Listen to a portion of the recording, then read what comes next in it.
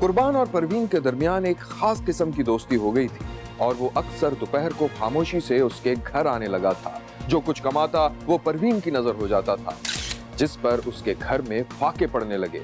वैसे तो परवीन एक बेखौफ औरत थी, लेकिन उसे अपनी किराएदार से डर लगता था कि वो कहीं उसकी सरगर्मियां उसके दामाद और बेटी को न बता दे। एक दिन परवीन को देखा गया कि वो अपने आंगन में खड़ी ऊपर रहने वाली लड़की को आवाज दे रही थी। अरे कहाँ रहती है?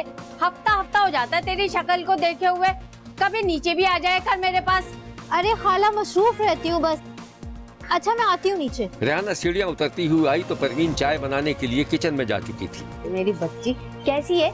मैं ठीक खाला, आप बताएं आप कैसे हैं? मैं तेरे लिए चाय बना के लेके अरे आती नहीं खाला, मुझे एक बात याद है, कल आपके दरवाजे पे कोई खड़ा था, काफी देर तक दरवाजा पीटता रहा, आपने दरवाजा नहीं खोला। आप घर पर नहीं थी क्या?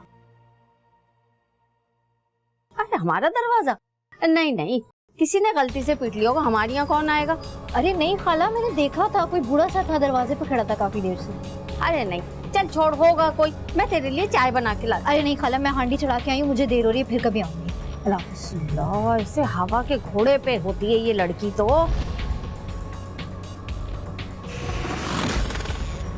रेहाना मानी खेज अंदाज में बातें करके गई तो परवीन के चेहरे का रंग उड़ चुका था। इसी दौरान दरवाजे पर दस्तक हुई तो परवीन ने जल्दी से दरवाजा खोलकर कुर्बान को अंदर घसीट लिया।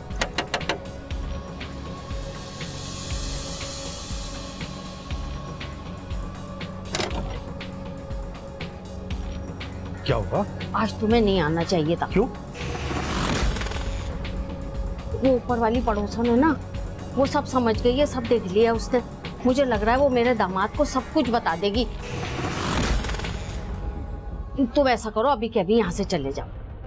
अच्छा मैं चला जाता हूँ। वो जो मैंने कल 5,000 तुम्हें दिए थे ना, वो तुमने सभी रख लिए, उसमें से मुझे 4,000 दे दो। अरे क्या हो गया, दिमाग खराब हो गया क्या? वो तो उसी वक्त खत्म हो गए थे। नहीं भाई नहीं, मुझे जरूरत है, मेरे पैसे हैं, मुझे पैसे चाहिए, मुझे लेके जाऊंगा। आहिस्ता बोलो, कोई सुन लेगा। नहीं है कोई पैसे वैसे मेरे पास। देखो पैसे तो मैं लेकर जाऊंगा, बस। अच्छा अच्छा, चलो अंदर चलो, यहाँ बैठो, यहाँ बैठो आराम से। मैं अभी पैसे लेके आती हूँ। जल्दी।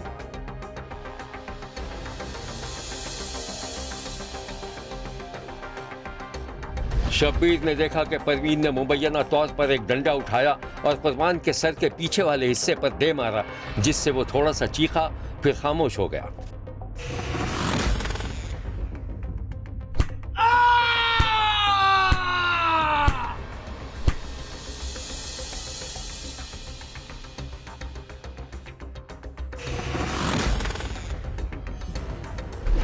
कुर्बान को मुबैना डंडे मारने के बाद परवीन ने यह कहकर शोर मचा दिया कि किसी शख्स ने घर में घुसकर उसकी इज्जत पर हाथ डालने की कोशिश की थी। फिर उसने ऊपर वाली किराएदार से दामाद को बुलाने के लिए कहा, जो रिक्शा लेकर आ गया। फिर वो तीनों कुर्बान को रिक्शे में डालकर अस्पताल ले जाने के लिए निकले, लेकिन जब उन्हें पता चला कि कुर्बान मर गया है तो उसकी लाश नहर के किनारे छोड़कर फरार हो गए। उधर कुर्बान की बीवी की जानिब से अपने शौहर की गुमशुदगी की रिपोर्ट दर्ज हुई तो पुलिस ने न सिर्फ लाश बरामद कर ली, बल्कि परवीन, उसके दामाद और किराएदारनी को भी हिरासत में ले लिया। यह है परवीन जो एतराफी बयान दे रही थी। उस दिन आखिरी दफ़ा हमारे घर वो आई है और उसने मुझे फ़ोन किए, जब मैं तुम्हारे घर आना चाहती हूँ। मैं कहा ना आओ, मैं कहा आना तो तू है नहीं, तो हमें तू चवल मारना, ठीक है। उस दिन उसने आया मेरे घर, मैं फ़ोन ऑफ कर दी, वो मेरे दरवाज़ा पे आ गया, सीधा अंदर आ गया। फिर मुझे कह रहे मुझे खर्चा दो, मेरे पास किराया नहीं है। 600 रुपये उसने मुझे दिया था, मैंने उसको 100 वापस कर दिया। हाँ, और उसके बाद ना वो हाथ पैर उसके कमने लगी है। फिर सर अपने रिक्शा में ले आके ना फिर हम चले गए। फिर सर हम इतने डर गए थे जहाँ अस्पताल में जाना, की करो की करा था की ना करा, बहुत तेज़ बारिश था। फिर ये सलाह हमारे तीनों को होया जो हमने उसको ना एक जगह पे लिटा के आते, इसके पास जो भी है नहर पे हमने नहीं फेंका, नहर के किनारे पे लिटा के आ गए थे। जब भाई कोई ना कोई इसकी आंटू को किसी को फ़ोन करके तो इसका लाश इसका घर तक पहुँचा देगी। उन्होंने बोला कि आंटी की तबीयत ख़राब है, घर आओ, मैं रिक्शा चलाता हूँ, उन्हें सिविल हॉस्पिटल लेके जाना है। मैं उधर ले घर गया हूँ तो आगे देखा है बाबा एक जो कुर्सी पे पड़ा हुआ था वो फोत हो गया था। मैंने उसे नब्बल चेक किया, वो नहीं चल रही। फिर उन्होंने बोला, मैं कहा चलो हॉस्पिटल लेके जाते हैं। हॉस्पिटल तरफ गए हैं, उधर नहीं गए हैं। फिर हम पकड़े जाएंगे, ऐसा होएगा ऐसा होएगा। फिर नहर के किनारे पे रखा है।